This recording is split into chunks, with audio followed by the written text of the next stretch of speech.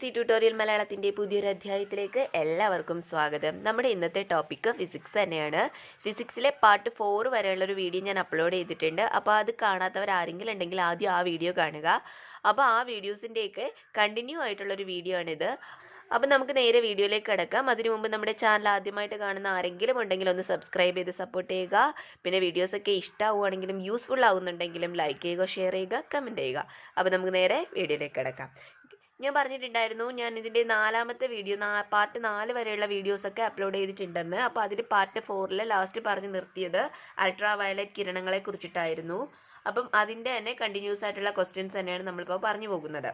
അതിൽ ഒരു topic laser. അപ്പോൾ എന്താണ് ഈ ലേസർ എന്നാൽ നമ്മൾ കേട്ടിട്ടുണ്ടല്ലേ ലേസർ എന്നത്. അപ്പോൾ എന്താണ് ലേസർ എന്ന് പറഞ്ഞാൽ light amplification by stimulated emission of radiation. Okay, എന്താണ് ലേസർ എന്ന് പറയുന്നത്? അതിൻ്റെ ഒരു ഫുൾ ഫോം ആണ് ഇവിടെ കൊടുത്തിരിക്കുന്നത്. അപ്പോൾ ഈ ലേസർ കണ്ടുപിടിച്ച ശാസ്ത്രജ്ഞൻ ആരാണ്? Theodore Maiman. 1960 ലേസർ കണ്ടുപിടിച്ചത്.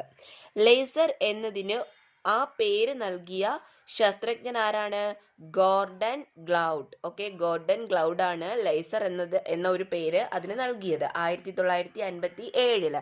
അപ്പോൾ ഈ രണ്ട് ശാസ്ത്രജ്ഞന്മാരുടെ പേരുകൾ തമ്മിൽ മാറിപ്പോകരുത്. ലേസർ കണ്ടുപിടിച്ച ശാസ്ത്രജ്ഞൻ ആരാണ്? തിയോഡർ മെയ്മാനും ലേസർ എന്നതിന് ആ പേര് നൽകിയ ശാസ്ത്രജ്ഞൻ ഗോർഡൻ ഗ്ലൗഡുമാണ്. അടുത്തത്, ക്യാൻസർ ചികിത്സയിൽ ലേസർ ഉപയോഗിച്ചു വരുന്നു. ഏറ്റവും കടുപ്പമുള്ള വസ്തുക്കളെ മുറിക്കാൻ കഴിവുള്ള രശ്മിയാണ് ഏത്? ലേസർ എന്ന് പറയുന്നത്. അടുത്തത് മേസർ. ലേസർ ഇപ്പോൾ പഠിച്ചു. അടുത്ത എന്താണ് ഈ മേസർ എന്ന് പറയുന്നത്? മേസറിന്റെ ഫുൾ ഫോം എന്താണെന്ന് നോക്കാം. Microwave amplification by stimulated emission of radiation എന്നതാണ് മേസർ എന്നുകൊണ്ട് ഉദ്ദേശിക്കുന്നത്. MASER. മേസർ കണ്ടുപിടിച്ച ശാസ്ത്രജ്ഞൻ ആരാണ്? Charles H. ടൗൺസ് എന്ന് പറയുന്ന ശാസ്ത്രജ്ഞനാണ് മേസർ കണ്ടുപിടിച്ചത്. അടുത്തത് റഡാർ. RADAR. റഡാറിന്റെ ഫുൾ ഫോം എന്താണ്? റേഡിയോ ഡിറ്റക്ഷൻ ആൻഡ് റേഞ്ചിങ് എന്നാണ് എന്തിൻ്റെ? റഡാറിന്റെ ഫുൾ ഫോം. റഡാർ കണ്ടുപിടിച്ച ശാസ്ത്രജ്ഞൻ ആരാണ്? Albert H. ടൈലർ ലിയോസിയം എന്ന് പറയുന്ന ശാസ്ത്രജ്ഞനാണ് റഡാർ കണ്ടുപിടിച്ചത്. എന്താണ് ഈ റഡാർ? എന്തിനൊക്കെയാണ് ഉപയോഗിക്കുന്നത് എന്ന് നോക്കാം അല്ലേ. വിദൂര വസ്തുക്കളുടെ കൃത്യമായ സ്ഥാനനിർണയത്തിന് വേണ്ടിയിട്ടാണ് ഈ റഡാർ നമ്മൾ ഉപയോഗിക്കുന്നത്. ഏതിനൊക്കെ? വിമാനങ്ങൾ, ബഹിരാകാശ പേടകങ്ങൾ, കപ്പലുകൾ എന്നിവയുടെ സ്ഥാനനിർണയത്തിന് റഡാർ പ്രയോജനപ്പെടുത്തുന്നു. പിന്നെ റേഡിയോ തരംഗങ്ങളാണ് റഡാറിൽ ഉപയോഗിക്കുന്നത്. ഓക്കെ, അപ്പം നമ്മൾ 3 കാര്യങ്ങൾ പഠിച്ചു ഇന്ന്. Laser, maser, radar. അപ്പോൾ ഇത് 3ഉം കണ്ടുപിടിച്ച ശാസ്ത്രജ്ഞന്മാരുടെ പേര് തിരിഞ്ഞു പോകരുത്. അതുപോലെ തന്നെ ഉപയോഗങ്ങൾ തിരിഞ്ഞു പോകരുത്. പിന്നെ ഇതിൻ്റെ ഫുൾ ഫോമും കൂടി ഒന്ന് നോക്കി വയ്ക്കുക. അടുത്തൊരു ക്വസ്റ്റ്യൻ, ആന്തരിക അവയവങ്ങളുടെ ഫോട്ടോ എടുക്കാൻ ഉപയോഗിക്കുന്ന കിരണമാണ് സോഫ്റ്റ് എക്സ്റേ. ഓക്കെ, നമ്മൾ എക്സ്റേ എടുക്കുക എന്ന് പറഞ്ഞു കേട്ടിട്ടുണ്ടല്ലേ. എന്തിനാണ്? ആന്തരിക അവയവങ്ങളുടെ ഫോട്ടോ എടുക്കുന്നതിന് ഉപയോഗിക്കുന്ന കിരണത്തിനെയാണ് സോഫ്റ്റ് എക്സ്റേ എന്ന് പറയുന്നത്. റേഡിയോ TV പ്രക്ഷേപണത്തിനായി ഉപയോഗിക്കുന്ന കിരണമാണ് റേഡിയോ തരംഗം. റേഡിയേഷനും ക്യാൻസർ ചികിത്സയ്ക്കും ഉപയോഗിക്കുന്ന കിരണത്തിന്റെ പേരാണ് ഹാർഡ് എക്സ്റേ എന്ന് പറയുന്നത്. അടുത്തൊരു ക്വസ്റ്റ്യൻ, തരംഗ ദൈർഘ്യം കൂടിയതും ഊർജം കുറഞ്ഞതുമായ എക്സ്റേ ഏതാണ്? സോഫ്റ്റ് എക്സ്റേ തന്നെയാണ്. മയിൽപീലിയിൽ കാണുന്ന വ്യത്യസ്ത വർണ്ണങ്ങൾ ഉണ്ടാക്കുന്ന സൂക്ഷ്മ കണികകളാണ് ബുൾബുൾസ്. കണ്ണാടിയിൽ പ്രതിബിംബത്തിന്റെ വശങ്ങൾ ഇടം വലം തിരിഞ്ഞു വരാൻ കാരണമായ പ്രതിഭാസം ഏതാണ്? പാർശ്വിക വിപര്യം എന്നാണ് ആ പ്രതിഭാസത്തിന്റെ പേര്. അടുത്ത് നമുക്ക് ഈ ഒരു പ്രകാശം എന്ന് പറയുന്ന ആ ഒരു ടോപ്പിക്കിൽ തന്നെ വരുന്നതാണ് ലെൻസ് എന്ന് പറയുന്നത് അല്ലേ. നമ്മൾ ഈ ലൈറ്റിനെ കുറിച്ച് പഠിക്കുമ്പോൾ നമ്മൾ ഇമ്പോർട്ടൻ്റ് ആയിട്ട് നമ്മൾ കേട്ട് വരുന്നതാണ് ലെൻസ് എന്ന് പറയുന്നത്. അപ്പോൾ ലെൻസിനെ കുറിച്ചിട്ടുള്ള ഫസ്റ്റ് ക്വസ്റ്റ്യൻസ് നമുക്ക് നോക്കാം. ലെൻസിന്റെ പവർ അളക്കുന്നതിനുള്ള യൂണിറ്റ് ഏതാണ്?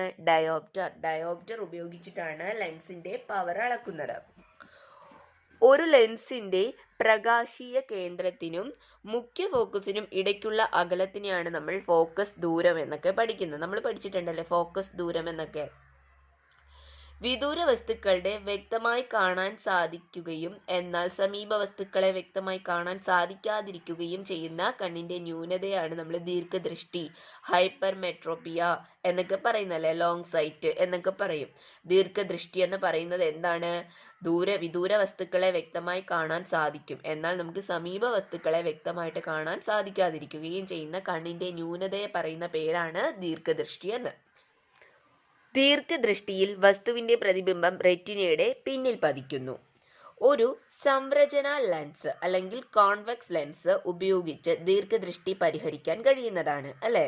വസ്തുക്കളുടെ അപ്പൊ നമ്മളിപ്പോ ദീർഘദൃഷ്ടി എന്ന് അസുഖമുള്ള ആൾക്ക് കണ്ണട വെക്കാൻ പറയുമ്പോൾ ആ കണ്ണടയിലെ ലെൻസ് ഏതായിരിക്കും? കോൺവെക്സ് ലെൻസ് ആയിരിക്കും. കാരണം ഇവിടെ ഒരു കോൺവെക്സ് ലെൻസ് ഉപയോഗിച്ചു കഴിഞ്ഞാൽ നമുക്ക് ദീർഘദൃഷ്ടി പരിഹരിക്കാൻ കഴിയും. വസ്തുക്കളെ വലുതായി കാണാൻ ഉപയോഗിക്കുന്ന ലെൻസ് ഏതാണ്? കോൺവെക്സ് ലെൻസ് ആണ്. ഉത്തല ലെൻസ് എന്ന് പറയും. മാഗ്നിഫൈയിങ് ഗ്ലാസ്സായി ഉപയോഗിക്കുന്ന ലെൻസും കോൺവെക്സ് ലെൻസ് തന്നെയാണ്. അപ്പൊ നമ്മൾ കോൺവെക്സ് ലെൻസ് പഠിച്ചു. അതുപോലെ നമുക്ക് പഠിക്കാനുള്ള ഒന്നാണ് കോൺകേവ് ലെൻസ് എന്ന് പറയുന്നത് അല്ലെ. നമ്മൾ കോൺവെക്സ് എന്ന് കേൾക്കുമ്പോൾ നമുക്കറിയാം കോൺകേവ് ഉണ്ടെന്ന് അല്ലെ. രണ്ട് ലെൻസുകളാണ്, ഒന്ന് കോൺവെക്സ് ലെൻസും കോൺകേവ് ലെൻസും. അപ്പൊ നമ്മൾ കോൺവെക്സ് ലെൻസ് പഠിച്ചു, വസ്തുക്കളെ വലുതായി കാണാൻ ഉപയോഗിക്കുന്നതാണെന്ന്. ഓക്കെ, പിന്നെ നമുക്ക് ഈ കോൺവെക്സ് ലെൻസും കോൺകേവ് ലെൻസും എങ്ങനെയാണ് തിരിച്ചറിയുക, അല്ലെങ്കിൽ അത് എന്താണെന്ന് കൂടി ഒന്ന് നോക്കാം. മധ്യഭാഗം കട്ടി കൂടിയതും വശങ്ങൾ ഇടുങ്ങിയതുമായ ലെൻസിനെയാണ് നമ്മൾ കോൺവെക്സ് ലെൻസ് എന്ന് പറയുന്നത്. മധ്യഭാഗം ഇടുങ്ങിയതും വശങ്ങൾ കട്ടുകൂടിയതുമായ ലെൻസിനെ പറയുന്ന പേരേതാണ്?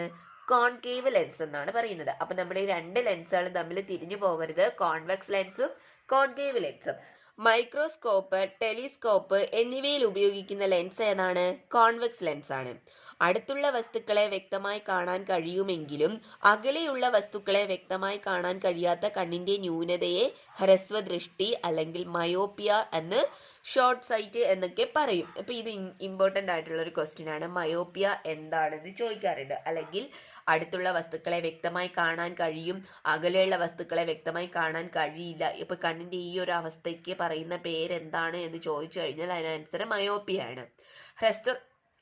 ഹ്രസ്വദൃഷ്ടിയിൽ വസ്തുക്കളുടെ പ്രതിബിംബം റെറ്റിനയുടെ മുന്നിലാണ് പതിക്കുന്നത്.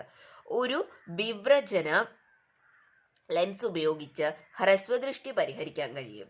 വിവ്രജന ലെൻസ് എന്ന് പറയുന്നത് ഡിവേർജിങ് ലെൻസ് എന്നറിയപ്പെടുന്ന ലെൻസ് ഏതാണ്? കോൺകേവ് ലെൻസ് ആണ്. അപ്പം സംരചന ലെൻസ് എന്ന് പറയുന്നത് ഏതാണ്? കോൺവെക്സ് ലെൻസ് ആണ്. അപ്പൊ ഈ രണ്ട് ലെൻസുകളും തമ്മിൽ തിരിഞ്ഞു പോകരുത്. കോൺകേവ് ലെൻസിന്റെയും കോൺവെക്സ് ലെൻസിന്റെയും ഉപയോഗങ്ങൾ എന്താണെന്ന് മനസ്സിലാക്കുക, അതിന്റെ പ്രവർത്തനം എന്താണെന്ന് നമ്മൾ മനസ്സിലാക്കുക. ഓക്കെ, അത് എവിടെയൊക്കെ യൂസ് ചെയ്യുന്നു എന്നുള്ളത് അങ്ങോട്ടും ഇങ്ങോട്ടും തിരിഞ്ഞു പോകരുത്. അടുത്തത്, വസ്തുക്കളുടെ വലുതായ പ്രതിബിംബം ലഭിക്കാൻ സംരചന ലെൻസ് അഥവാ കോൺവെക്സ് ലെൻസ് ആണ് ഉപയോഗിക്കുന്നത്. കോർണിയ വൃത്താകൃതി അല്ലെങ്കിൽ ഉണ്ടാകുന്ന കണ്ണിന്റെ ന്യൂനതയാണ് എന്തെന്ന് പറയുന്നത്? വിഷമദൃഷ്ടി അല്ലെങ്കിൽ വിഷമദൃഷ്ടി എന്ന് പറയുന്നത്. ഒരു സിലിണ്ടറിക്കൽ ലെൻസ് ഉപയോഗിച്ച് വിഷമദൃഷ്ടി നമുക്ക് പരിഹരിക്കാൻ കഴിയും. ഹ്രസ്വദൃഷ്ടിയും ദീർഘദൃഷ്ടിയും ഒരുമിച്ച് പരിഹരിക്കാൻ ഉപയോഗിക്കുന്ന ലെൻസ് ഏതാണ്? ബൈഫോക്കൽ ലെൻസ് ആണ് ഉപയോഗിക്കുന്നത്. അപ്പോൾ ബൈഫോക്കൽ ലെൻസ് കണ്ടുപിടിച്ച ശാസ്ത്രജ്ഞൻ ആരാണ്? Benjamin Franklin. കോൺവെക്സ് ലെൻസിൽ ഉണ്ടാകുന്ന പ്രതിബിംബം ഏതാണ്? യഥാർത്ഥവും തലകീഴായതും. കോൺകേവ് ലെൻസിൽ ഉണ്ടാകുന്ന പ്രതിബിംബം ഏതാണ്? മിഥ്യയും നിവർന്നതും. അപ്പൊ ഇത് രണ്ടും ഇമ്പോർട്ടന്റ് ക്വസ്റ്റ്യൻ ആണ് കേട്ടോ. അടുത്തത് ദർപ്പണം. എന്താണ് മിറർ അല്ലെങ്കിൽ ദർപ്പണം? സോളാർ കുക്കറിൽ ഉപയോഗിക്കുന്ന മിറർ ഏതാണ്? Concave mirror.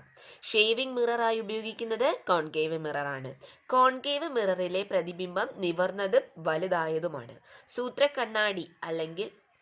സൂത്രക്കണ്ണാടിയായി ഉപയോഗിക്കുന്നത് സ്ഫെറിക്കൽ മിറർ ആണ്. ടോർച്ചിലെ റിഫ്ലക്ടർ ആയി ഉപയോഗിക്കുന്ന ദർപ്പണം ഏതാണ്? കോൺകേവ് ദർപ്പണമാണ്. വാഹനങ്ങളിൽ റിയർ വ്യൂ ആയി ഉപയോഗിക്കുന്ന ദർപ്പണവും കോൺവെക്സ് മിറർ ആണ്. അപ്രകാശം എന്ന് പറയുന്ന ഒരു ടോപ്പിക്ക് കഴിഞ്ഞിട്ടുണ്ട്. അപ്പോൾ ഈ ഒരു ടോപ്പിക്കിനെ കുറിച്ചിട്ട് ഡീറ്റെയിൽഡ് ആയിട്ട് പറഞ്ഞിട്ടില്ലെങ്കിലും ഞാൻ അതിൽ വരുന്ന ഇമ്പോർട്ടൻ്റ് ആയിട്ടുള്ള റാങ്ക് ഫയലിൽ നിന്നിട്ടുള്ള ഇമ്പോർട്ടൻ്റ് ആയിട്ടുള്ള ക്വസ്റ്റ്യൻസ് ആണ് ഞാൻ എടുത്ത് പറഞ്ഞിട്ടുള്ളത്. എല്ലാ വീഡിയോസും ഷോർട്ടായിട്ട് തന്നെയാണ് അപ്ലോഡ് ചെയ്തിട്ടുള്ളത്. അപ്പോൾ ഇത് അതിൻ്റെ 5ാമത്തെ പാർട്ട് വീഡിയോ ആണ്. 4 വീഡിയോസ് ഞാൻ അപ്ലോഡ് ചെയ്തിട്ടുണ്ട്. അപ്പോൾ അത് കാണാത്തവർ ആരെങ്കിലും ഒക്കെ ഉണ്ടെങ്കിൽ അതൊന്ന് കാണുക. അത് കണ്ടിട്ട് ഇത് കാണുന്നതായിരിക്കും കുറച്ചും കൂടി ബെറ്റർ, കണ്ടിന്യൂസ് ആയിട്ടുള്ള വീഡിയോ അല്ലേ. അപ്പോൾ വീഡിയോസൊക്കെ എല്ലാവർക്കും ഇഷ്ടമാവുകയാണെങ്കിലും യൂസ്ഫുൾ ആവുകയാണെങ്കിലും ലൈക്ക് ചെയ്യുക, ഷെയർ ചെയ്യുക, കമൻറ്റ് ചെയ്യുക. കൂടുതൽ വീഡിയോസിനായിട്ട് ചാനൽ ഒന്ന് സബ്സ്ക്രൈബ് ചെയ്ത് സപ്പോർട്ടും കൂടി ചെയ്യുക.